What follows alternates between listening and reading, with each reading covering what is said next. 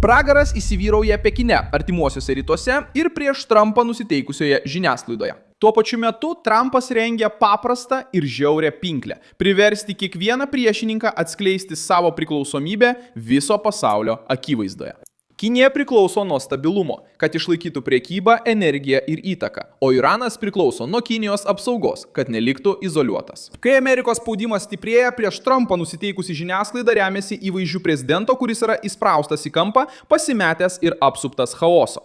Ir būtent šiuo momentu Trumpas apverčia padėtį savo naudai. Jis neįžengia į šią krizę kaip situacijos įkaitas. Jis įžengia kaip tas, kuris priverčia Pekiną, Teheraną ir kairėje žiniasklaidą žaisti tame pačiame politinės kovos lauke, kur kiekvienas turi parodyti, ko iš tikrųjų bijo netekti. 2026 m. gegužės 14 d., kai žiniasklaida bandė pristatyti susitikimą su Xi Jinpingu kaip Kinijos galios prieš Jungtines valstijas įrodymą, Trumpas pakeitė spaudimo centrą. Lemtingas spąstai prasideda būtent čia. Trumpas paverčia kelias išsisklaidžiusias krizes vienu priklausomybės testu visiems savo priešininkams. Kairioji žiniasklaida bandė pateikti situaciją taip, tarsi Trumpas būtų įspraustas į kampą iš kelių pusių vienu metu. Jie kalbėjo apie karą artimuosiuose rytuose, įtampą su Pekinu, pavojų Hormūzo sąsiauryje, prekybos ginčus ir baimę rinkose. Tačiau ši pasakojimo linija slepia pagrindinį ėjimą. Kai kelios frontai sprogsta vienu metu, Trumpas neprivalo lakstyti, gesindamas kiekvieną gaisrą. Jis pasirenka tinkamą gaisrą ir priverčia kitus į jį įsivelti.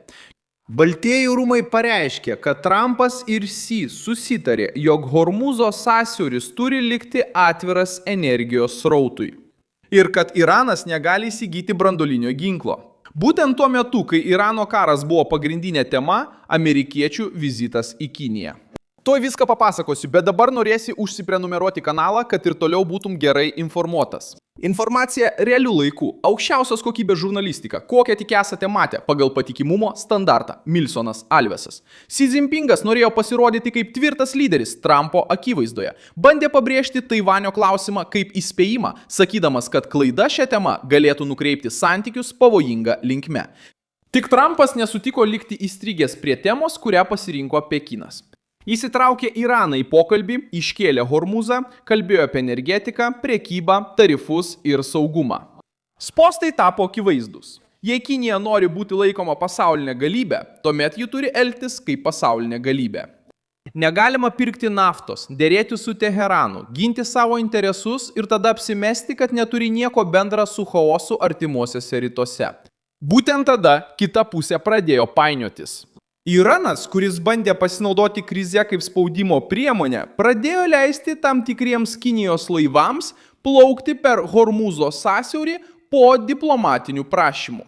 Kinijos pareigūnai, pasak Fars agentūros, kurią cituoja Reuters, tai atskleidžia vieną dalyką, kurio anti-Trumpo žiniasklaida nenori pripažinti. Pekinas turi ryšį su Teheranu. Jei gali paprašyti leidimo kinų laivui, iš jos taip pat galima reikalauti atsakomybės. Norėdamas spausti Irano režimą, Trumpas būtent į tai ir atkreipė dėmesį. Kinija nebegali apsimesti neutrali, kai jos pačios laivai gauna ypatingą elgesį. Irano režimas taip pat bandė žaisti su senaja Kinija. Laiko vilkinimo taktika. Siunčia pasiūlymą, kalba apie dėrybas, bando išvengti branduolinio klausimo ir tikisi, kad vakarų spauda spaustų Trumpą priimti bet kokį susitarimą. Tarsi tai būtų taika. Trumpas atmetė Irano atsakymą, nes jame nebuvo pakankamai branduolinių nuolaidų ir pavadino paliaubas itin trape. Kairiečiai norėjo tai paversti Trumpo radikalizmu. Trumpas nepriėmė diplomatinio pagražinimo, neaptaręs branduolinės pažangos stabdymo. Bet koks susitarimas tampa tik pertrauka Teheranui atsikvėpti, persigrupuoti pajėgas ir vėl išprovokuoti mirtinus Trumpo spąstus. Tai veikia, nes kiekvienas priešininkas turi pasirinkti – slėptis ar atsiskleisti. Jei jis padeda išlaikyti Hormūzą atvirą, jis pripažįsta, kad Trumpas privertė jį veikti. Jei jis nepadeda, jis atrodo kaip politinis Teherano gynėjas. Jei Iranas atsitraukia, parodo, kad pajuto spaudimą. Jei neatsitraukia, suteikia Trumpui argumentą dar labiau spausti. Jei antitrampiška žiniasklaida šaukia prieš Baltuosius rūmus, ji turi paaiškinti, kodėl Kinija pradėjo veikti būtent tada, kai Trumpas iškėlė šį klausimą. Jie tikėjosi pasimetusio Trumpo, bet rado Trumpą, kuris priverčia kiekvieną priešininko žingsnį sumokėti politinę kainą. Prekyboje žaidimas taip pat nėra techninis, jis yra politinis. Trumpas ir Xi aptarė muitus, amerikietiškos energijos pirkimus, žemės ūkio produktus ir prieiga prie visko tampa tos pačios derybų stalo dalimi. Žinutė Xi yra aiški. Nori stabilumo, įrodyk. Nori Amerikos rinkos, duok kažką mainais. Nori būti tarpininku, kontroliuok savo sąjungininkus. Ši realybė erzina šį bloką, nes Trumpas elgiasi kitaip nei tradiciniai politikai. Jis nesistengia įtikti Europos laikraščių vedamiesiems, nebėga pasirašyti silpnos sutarties vien tam, kad nusišypsotų diplomatinėje nuotraukoje. Jis naudoja spaudimą kaip metodą. Kai kita pusė mano sukūrusi audrą, Trumpas pasinaudoja audra, kad sužinotų, kas bijo vandens.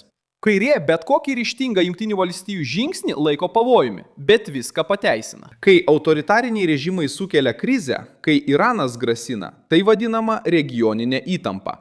Kai Kinija spaudžia Taivanį, tai vadinama jautrių ginčų. Kai Trumpas reikalauja atsakomybės, tai vadinama eskalacija. Ši inversija yra dalis problemos. Dabar Xi turi paaiškinti savo santykius su Teheranu, o Iranas turi atsakyti dėl branduolinės programos. Žiniasklaida turi palaikyti naratyvą, kurį faktai pradeda griauti. Istorija rodo, kad didieji lyderiai nelaimi krizių priimdami priešininkų scenarijų.